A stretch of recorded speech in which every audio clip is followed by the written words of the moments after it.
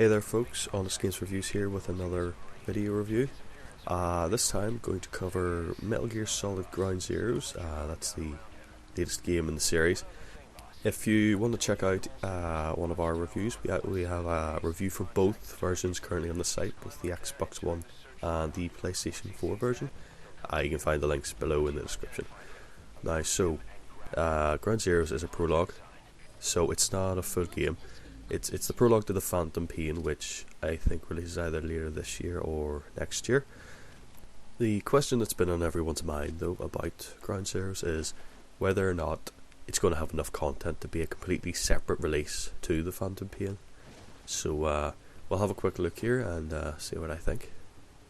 So, well, first of all, when you do start Ground Zeroes, the first thing you notice is the graphics. They are fantastic. They are, as you'd expect, they are the best for the series yet.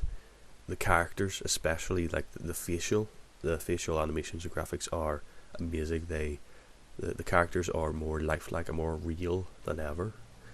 As for the environment, the graphics in the environment are beautiful as well. Everything works well together. My only real issue with that is the render distance, at least on the Xbox One version, which is the version I reviewed.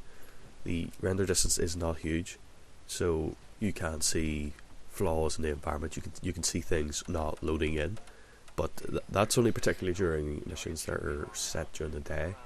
Missions like the Ground Zeroes main mission itself is set at night in a rainstorm, and you really don't notice it that much. But during the day, sun glaring down, it's pretty noticeable, especially when you have Snake's binoculars and you're surveying the area.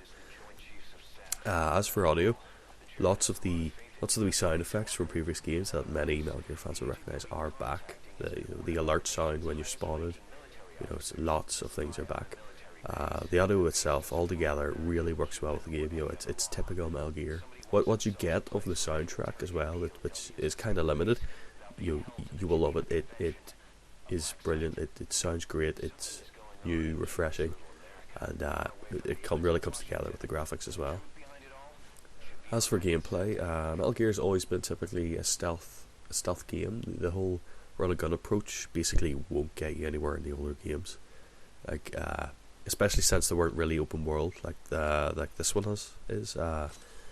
If you in Metal Gear Solid 2, for instance, you run into a building and you set off an alarm, you start running a gun, and you're going to have infinite guards basically coming at you. You can't play it like that. It really won't work. Ground Zeroes, while it is still a stealthy game and still promotes a stealth, you can run and gun, but it's still not the best approach, especially when the game rates you at the end of every mission.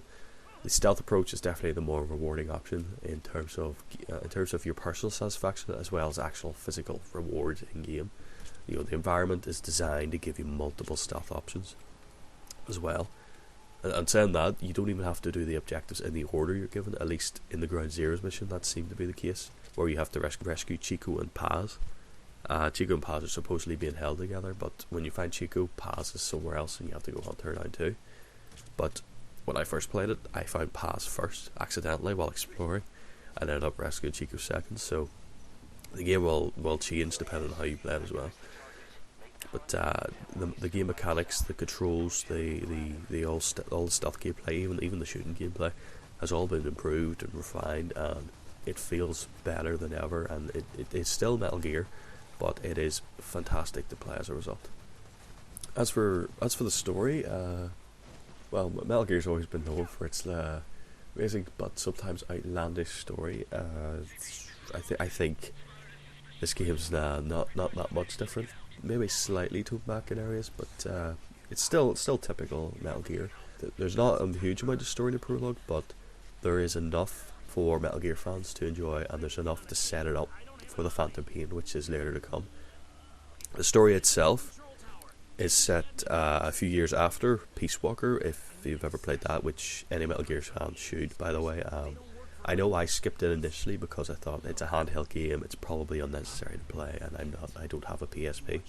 But they brought it out in the HD collection for both Xbox and PlayStation, and I'm glad I played it. You really should.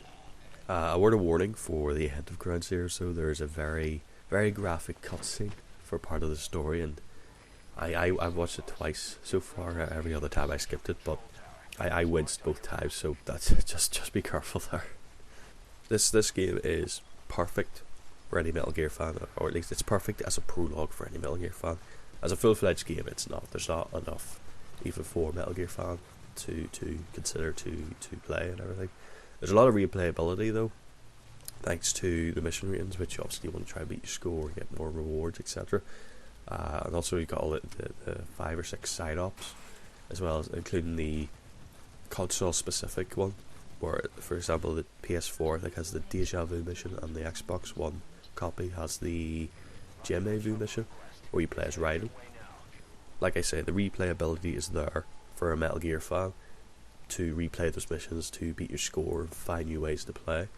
I don't know, however, how good that's going to be for gamers who are not Metal Gear fans and maybe want to try this series out for the first time. I think if you want to try it out for the first time, this is a good chunk of Metal Gear, but you won't know what's going on in terms of story.